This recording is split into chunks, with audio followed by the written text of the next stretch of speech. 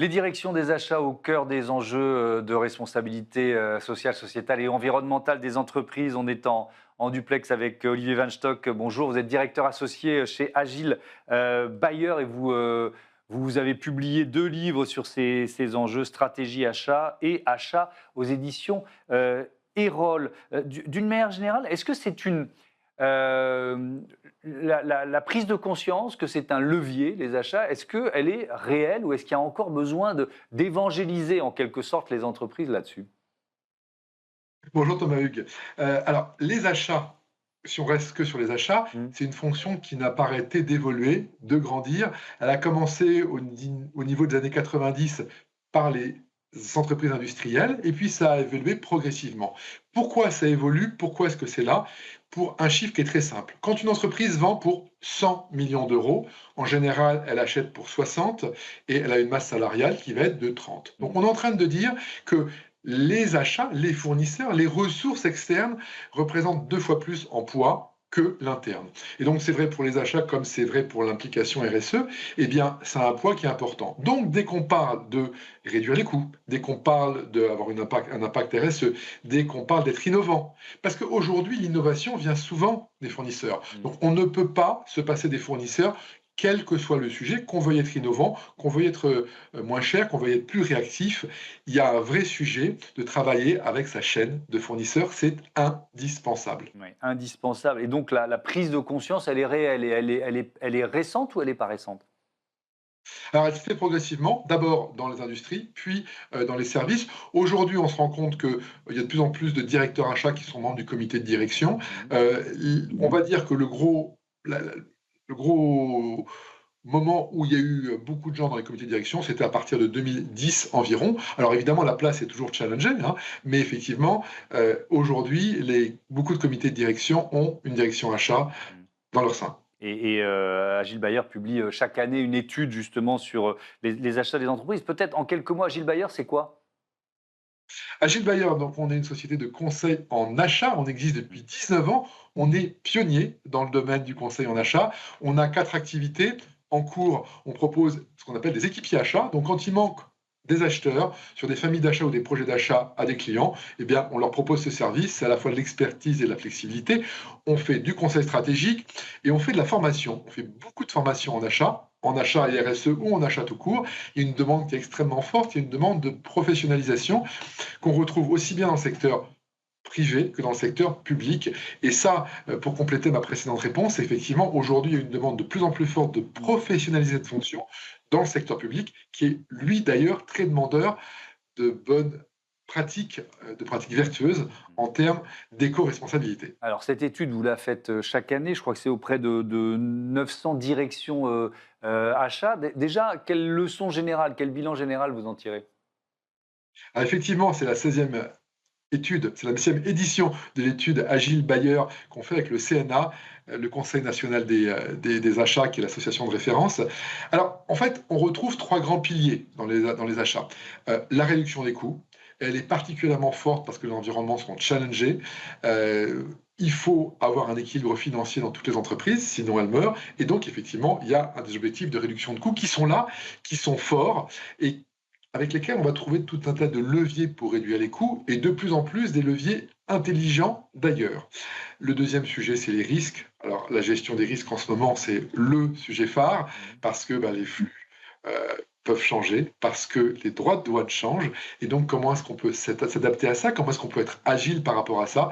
C'est une grosse demande qu'ont les directions achats et évidemment les sujets de RSE qui sont évidemment les sujets importants aujourd'hui pour lesquels il faut s'adapter. Alors évidemment, Tiens, il je, faut je avoir reprends la main sur ces questions de RSE et notamment de critères carbone, le critère CO2, parce que dans cette étude, il y a 51% des directions achats des entreprises que vous avez interrogées qui annoncent que ce critère CO2 va entrer dans le choix de leurs fournisseurs cette année.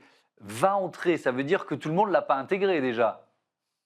Alors c'est vrai et ça y va progressivement. C'est-à-dire que quand on mesure sur les 3 dernières années, on a pris 10 d'année en année, donc ça avance. Alors après ça, effectivement, il faut faire la part des choses. C'est-à-dire que si vous avez un fournisseur de transport, eh ben, évidemment qu'il faut mesurer son impact carbone. Si vous avez un fournisseur d'intérim, ce ne sera pas la priorité. Bien Parce que sûr. naturellement, on comprend qu'il le fait moins. Donc effectivement, je vais vous dire, nous, on sort l'étude depuis 16 ans et jusqu'à il y a 3 ou 4 ans, on disait que la RSE dans les achats, c'était du pipeau, d'accord? C'était du window dressing. Aujourd'hui, on voit des vrais changements. On a quand même 79 des entreprises qui sont engagées dans la réduction de leur empreinte carbone. Effectivement, on en a environ 1 sur 2 qui mesurent l'impact carbone de leurs fournisseurs. Donc ça peut aller plus loin, mais ça avance bien d'une année sur l'autre. Mais on va se le dire, mesurer le carbone, mesurer l'impact carbone, c'est pas facile.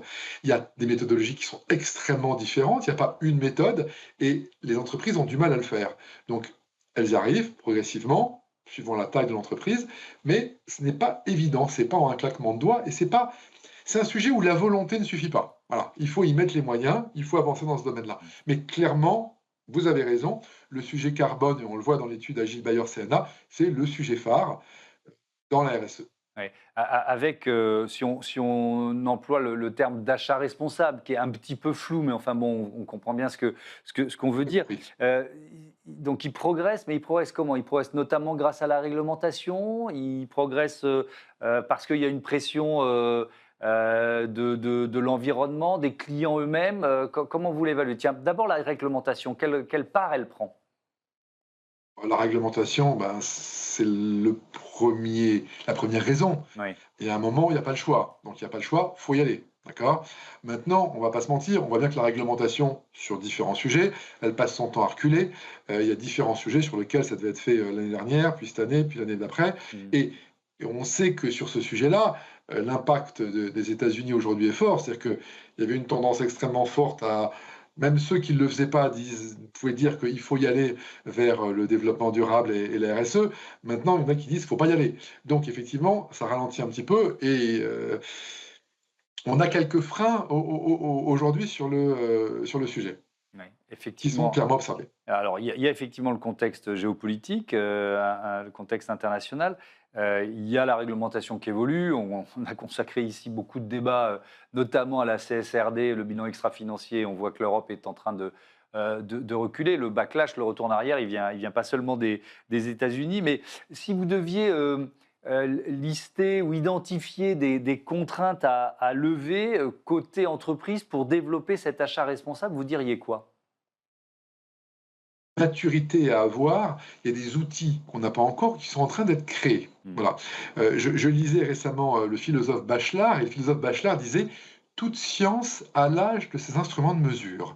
Et en fait, tous les instruments de mesure et tous les instruments des achats responsables ne sont pas encore là. Il y en a qui sont là, Hmm. on a des références, on a des indices références, mais pas que. Je l'évoquais sur le carbone, mais c'est vrai pour d'autres pratiques. Voilà. Donc, nous, on le voit, je vous l'évoquais, on vend de la formation, on voit que la demande en formation sur les achats et la RSE ou le carbone, elle explose. On nous le demande de plus en plus. Et là, il y a des investissements qui sont faits. Maintenant, on le sait, il y a des injonctions contradictoires entre on va développer la RSE et on va réduire les coûts. Donc ce sujet-là, c'est le plus gros frein et il faut trouver des prétextes qui vont bien pour se dire ben, on n'a pas le choix, il faut y aller. Mais les freins, ils existent. Cela dit, on va quand même dans le bon sens. Mmh. Ces outils dont vous parlez, alors en vous écoutant, je me disais: «Bon, OK, on va parler numérique, on va parler d'intelligence artificielle», ça en fait partie? Ça en fait partie. Bah, par exemple, vous avez reçu sur votre plateau des gens d'EcoVadis, bah, la notation EcoVadis est devenue une référence. Voilà. Maintenant, en carbone, est-ce qu'on a une façon unifiée de le faire?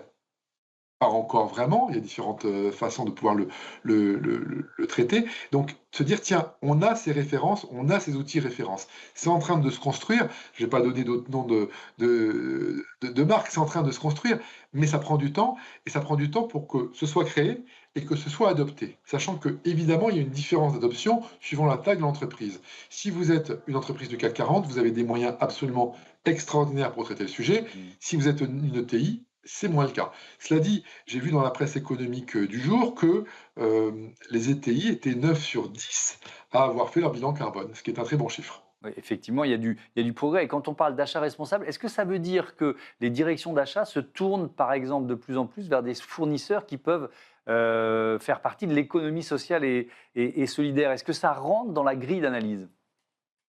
Alors, c'est un très bon point. D'abord, on a 2 types de fournisseurs. On a les fournisseurs avec qui on travaille aujourd'hui et puis on a des fournisseurs avec qui on ne travaille pas encore, sur lesquels on va faire des appels d'offres. Donc il y a 2 types de travail qui sont faits avec les fournisseurs. Comment est-ce qu'on fait progresser nos fournisseurs actuels? Et donc ça reprend ce que vous évoquez, sur la façon de travailler. Et puis il y a les fournisseurs futurs. Aujourd'hui, le fait qu'il y ait des critères dans les appels d'offres privés ou publics, c'est une certitude. Voilà. On demande d'avoir des labels, on demande d'avoir des notations, donc ça, on l'a absolument systématiquement et ceux qui ne le font pas maintenant sont une minorité. On a cette demande. Maintenant, quand vous avez des fournisseurs actuels, eh bien, il faut les faire évoluer. Demander aux futurs fournisseurs de cocher déjà les cases, c'est beaucoup plus facile, mais par définition, on ne change pas tous les fournisseurs tous les jours et on continue à travailler d'une façon intelligente pour les faire évoluer. Donc, il y a un travail d'éducation qui est fait par les directions achats envers leurs fournisseurs. Merci beaucoup, Olivier Van Stock, et Écoute, à bientôt sur Be Smart for Change. On passe à notre rubrique Startup tout de suite.